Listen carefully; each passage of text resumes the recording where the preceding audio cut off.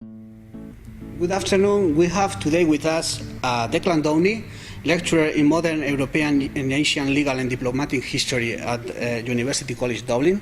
Very welcome. And also Julio Crespo MacLennan, who is the director of the Instituto Cervantes London and is a former director of the Instituto Cervantes Dublin. Actually, he's a historian and writer in the analysis of contemporary Europe. Very welcome as well. They are here to give a joint lecture on Spanish-Irish relations through the ages, right? And as far as I know, you also were editor of this book. You did together. And I'm just wondering, how did the publication of this book come about? This relationship between both? Well, it was one of the great privileges for me when I was here in Dublin was to meet Declan Downey, and we decided that we should organize a conference. It was a symposium on Spain and Irish and Ireland throughout the ages. We decided that it was a good idea to try and organize it in Salamanca. And well, that's how it started. Obviously, we were taking advantage of the 400th anniversary of the Battle of Kinsale, and of course the many years that Declan has devoted to study Spanish-Irish relations, and a very good team of academics that have been working on this, and well, will be talking about this in further detail. Yes, during the 1990s there had been a considerable flourishing of research and publication by various Irish and Spanish scholars in the field of the Irish in Europe in the early modern period, and particularly in Spain. It's important to note here that Spain and Ireland had a very old alliance, a very old friendship stretching back over the centuries, just as the English have one with Portugal or the Scottish have one with France. These old alliances between the northern Atlantic islands and southern Europe. And indeed, we've had, as I said, this great flowering of scholarship, and then culminating with the 400th anniversary of the Spanish landing in Kinsale to assist their Irish allies in 1601. That was celebrated in 2001, and it was on the basis of that, over a good rioja, if I remember, we had a discussion about let's move this forward with a dedicated conference or symposium on Spanish-Irish relations. So we did that in Salamanca, and it was very important that we chose Salamanca because Salamanca has a very symbolic significance for many Irish people. It's where we had the first Royal Irish College under Spanish patronage in 1592. And this is very important because 1592 is the year that Trinity College Dublin was established to promote Englishness and Protestantism in Ireland as part of the agenda of Elizabeth I. So that was in the spring of 1592, and by August of that year, Philip II countered that with the establishment of a university college in Salamanca, specifically for the Irish who wanted an education at university level but could not come to the Trinity College in Dublin. They wanted to preserve their Irish culture, their Irish identity, and link that in with the modern Renaissance learning in Spain at that time, which was Salamanca was the foremost university in Europe at that time. So it was very important that we had the conference in the old Irish college in Salamanca, the Colegio Fonseca, and it was very resonant and very symbolic and very important, and it was an act, I think, that was greatly appreciated by all the Irish who came out to Spain for that conference. And subsequently, well, it might explain why the book sold so quickly within 6 months when we published it, because there's such an interest there. And Salamanca, as I said, was the jewel in the crown for Irish education in the early modern period. And even down to the 20th century, up until the closure of the Irish College in 1952. It's a story told by John McGahern, actually, when he was one of our great novelists, when he was a teacher in the west of Ireland in County Galway back in the late 40s, early 50s. He referred to a football match that was taking place, and there was almost a goal being scored. This was Gaelic football now, not soccer, and everyone shouted Salamanca. And when he inquired, he was told that a very good footballer who just narrowly misses getting a goal was called a Salamanca. And this was in reference to the Irish students who had gone to Salamanca to study and became a little rusty in their Gaelic footballing skills, and when they came home on holidays in the summer, they had to get back into practice again, and, well, that's how it came about. So there you are. It's another little anecdote for you, Spanish-Irish folklore. Very interesting, and I have to say that the reason that the book sold that well maybe is because it's a bilingual book, Yes. And the series of articles are very approachable, both Yes. in Spanish and English, and also there is a good travel through the ages, right? That's right. Yeah.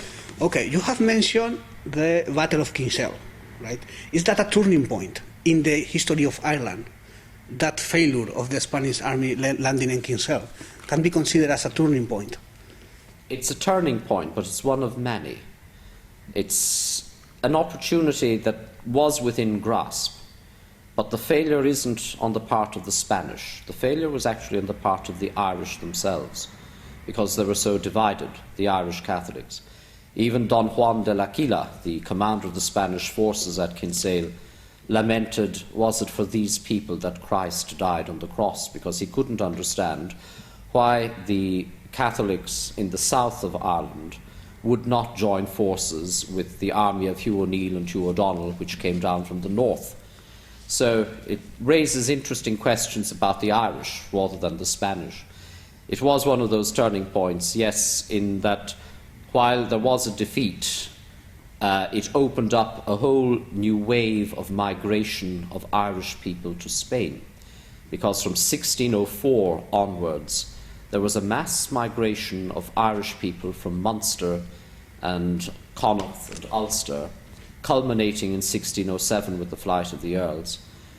But it marks the beginning of a huge influx of an Irish population welcomed into Spain.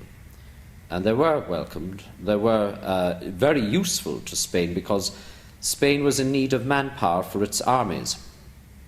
So you had the foundation of the first Irish regiments resulting from this in the Spanish service in 1605, 1606. Now we call them regiments, but in fact they were actually tercios. They were on the same footing as the great Spanish tercios and Italian tercios in the Habsburg service. So there's this huge influx, mainly to Galicia. And Count Caracena, who was the governor of Galicia at the time, in writing to Philip III, he describes the arrival of these Irish into Galicia, the arrangements that were being made for them, and he refers to them as nuestros hermanos, los españoles del norte, which again refers back to an ancient belief going back to Orosius of Braga and Isidore of Seville, that the Irish actually derived their descent from Spain. They were the Ibero-Celtic peoples from Galicia. So it was like returning home for them. And many of them settled there. Many of them were in service in the army. Others were merchants who had left Ireland. They were expelled from Ireland, from Waterford and Cork and Dingle and Limerick. But they had networks, mercantile networks already pre-existing in Europe. So they brought that mercantile and commercial expertise with them into northern Spain, developing Galician and northern Spanish trade with their own agencies up into northern Europe, right up to the Baltic. So it was quite a turning point, socially and economically, politically and strategically as well, because it saw a great influx of an Irish population into Spain. So that might explain a lot of things in Galicia. Yes, something that struck me the years I spent here is how this ancient alliance between the two countries has evolved in something more than an alliance, because as Declan has mentioned, there are other countries keeping similar alliances as well. The alliance between the English and the Portuguese, or to a certain extent there's the Scottish and French alliance. It is true that they are very old alliances and have worked very well and have served a purpose, but they haven't reached this level of brotherhood that the Spanish-Irish alliance develops. This idea of saying the northern Spaniards, or vice versa, the way the Spanish feel at home in Ireland, that is very interesting.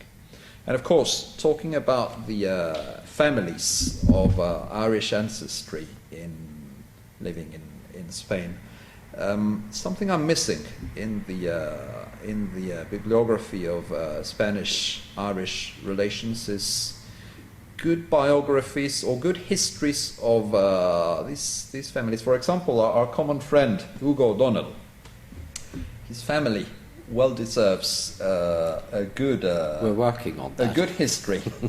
Of course, some of his ancestors have got. That's right. There's been some studies on some of them. That's right. But it would be very interesting to have a good history of the O'Donnells in Spain. Mm-hmm. Absolutely. Mm-hmm. Now, the late Micheline Kearney Walsh, she was the daughter of Leopold Kearney, who was Irish ambassador in Spain. He was our first ambassador to Spain. Mm-hmm. And Micheline, back in the 1960s and 70s, had produced wonderful works on the old Irish families. It was a very good reference work called Spanish Knights of Irish Origin. So she culminated her studies with a fantastic work on the great Hugh O'Neill after Kinsale during his exile in Rome, when he was supported by the Spanish monarchy. Now, Micheline did the groundwork in this, and there are a number of scholars currently working on some of these Irish families and their service to Spain. For example, Eduardo de Mesa Gallejo, who has just completed his doctorate very successfully at University College Dublin. He has worked on the history of the tercios in the Spanish service in the 17th century. And these were linked to many of these old Irish families, like the O'Donnells, the O'Neills, the Fitzgeralds, the Prestons, the Darcys, and others. So this is the beginning of a new wave, I think, of research now that we're going to see in the future. And also, of course, I work on the noble elites in Habsburg Europe, so this is another major project that I'm working on, the nobility at court. And I know we've had Hugo O'Donnell in Dublin very recently at a conference that I'd organised for the Irish government for its EU presidency on eminent Europeans of Irish origin. It took place on the 21st and 22nd of February in the Royal Irish Academy. And there was a very strong presence of Spanish scholars participating in this conference, particularly Don Hugo O'Donnell and Dr. Enrique García Hernán and Oscar Recio Morales and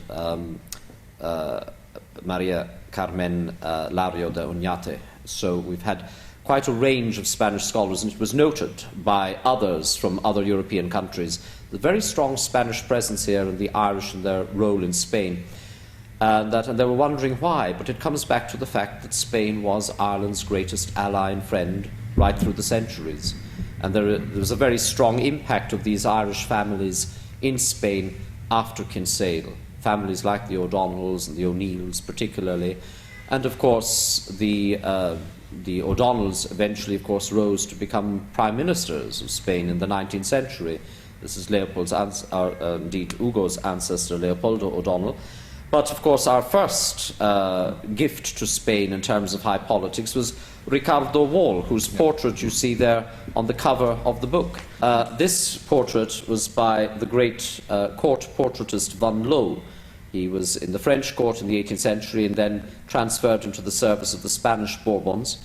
And in 1745, Wall became the Prime Minister of Spain, so he was the first Prime Minister of Irish origin in the Spanish service and did a lot of good under Ferdinand VI and Charles III. So again, it's significant of these families, and going back to your earlier questions about the significance of Kinsale for Spain. In this military tradition from Ireland going to fight in the Spanish army, after a generation, it has a resemblance in the Civil War, right? There is a quite important contingent of Irish going to fight during the Civil War. Yes. Well, Fergal McGarry has a very interesting chapter in the book on the Irish participation on both sides in the Civil War. Now, it has to be noted, of course, that there were considerably more Irish fighting on one side than on another, because they had a particular, shall we say, cultural identity with that particular cause. And that so they were fighting for what they believed was preservation of the Christian civilization. And then there were others who were very committed to the Republican ideals, and they went out to fight for what they thought was the Republic. But again, like so many who went out, they became disillusioned when they realized that Joseph Stalin was pulling the strings there. So that's another interesting aspect in the history. But yes, there was a lot of money raised in Ireland to help Spanish people who were displaced during the Civil War, and refugees, etc., in Spain itself and further afield. So yes, there was considerable interest in Ireland and what was happening during the Civil War, and indeed afterwards as well. Because another scholar who contributed to the book was a chap called Ronan Mulvaney. He was in Cambridge, and he was writing on the post-Civil War period with the relationships between Ireland and Spain during the 1950s particularly, and the political collaboration and diplomatic collaboration between the Irish government under Eamon de Valera and the Spanish government of the day with regards to taking common stances in the United Nations, etc., and matters of common interest. So that's indicative again of the continuing, shall we say, interest in what was happening. Talking about Hugo O'Donnell, when he was here in the 1950s, and he used to come here very often in his youth, and there was a time when the Irish government, certain elements of the Irish governments, were contemplating the idea of establishing a monarchy, and his family was approached. Yes. In fact, he told me that his own grandfather, the Duke of Dedoin, was offered this possibility. Of course, Duke of Dedoin didn't even speak English, and obviously he thought, well, I'm of my Irish ancestry, but I don't know if I would be suitable for this. But yes. It was an extraordinary story, how there was a time when they were contemplating it was, monarchy. That's true. It was a Republican government, Fianna Fáil-led government, and they were looking at possibilities of resolving issues with Northern Ireland by maybe having a constitutional monarchy here instead. But this is nothing new. I mean, going back to the leaders of the 1916 Rising, people like Patrick Pearse and Roger Casement, they actually offered the throne of Ireland to Prince Joachim von Hohenzollern, the younger son of the Kaiser Wilhelm II, in return for German support for their insurrection against the British. So it's nothing new, and it has a precedence going right back to the 16th century, indeed, when Hugh O'Neill and Hugh O'Donnell and other Irish lords, including the Earls of Desmond, were at various stages offering the throne of Ireland to the Spanish Habsburg monarchy as well. So in the 1950s and 60s, there was a view that maybe we could have a constitutional monarchy. It was an idea that was being played with by the political establishment. Initially, it was in regards to Terence O'Neill, who was the Prime Minister of Northern Ireland. But Terence O'Neill was from a branch of the O'Neills known as the Chichester O'Neills. And there are two older and senior branches of the family of the dynasty of O'Neill, and various supporters of them in Ireland claimed that they should be approached in the first instance. And that led to an approach to the Marqués de la Granja, the O'Neill of the Fuse, lives in Seville, and the other was the Count de Machadas, who's the O'Neill of Clannaboy, who lives in Lisbon. So this, of course, led to others then claiming, well, the old monarchy in Ireland was an elective monarchy, and the O'Neills have had their turn, so it's time for maybe one of the O'Donnells of Tyrconnell. So Leopold O'Donnell was approached. And then, of course, there were others saying, well, hold on, the last High King of Ireland was the O'Connor Don. So there were supporters of his family. So the next thing, you had various families and various groups of people in Ireland, various clan associations putting forward, well, if we're going to have a constitutional monarchy, let's have a debate and a discussion about whom it should be. And of course, there were various contenders coming forward, and we even had a member of the House of Wittelsbach in Bavaria being approached because he was a descendant of the House of Stuart, James II. So it goes right back to that. There was this discussion, but ultimately other councils prevailed and said, look, this isn't going to get off the ground. There are too many competing monarchic movements in the country, so let's forget about it and try and find some other solution. But it was in that context, finding a solution to Northern Ireland, that this came about. Thank you very much. It has been a pleasure to talk to you, all of these interesting connections. Just to say that today, at present, we have a very good connection between the two cultures, which is the Instituto Cervantes Dublin, the work we do here. Thank you very much. Pleasure. Pleasure.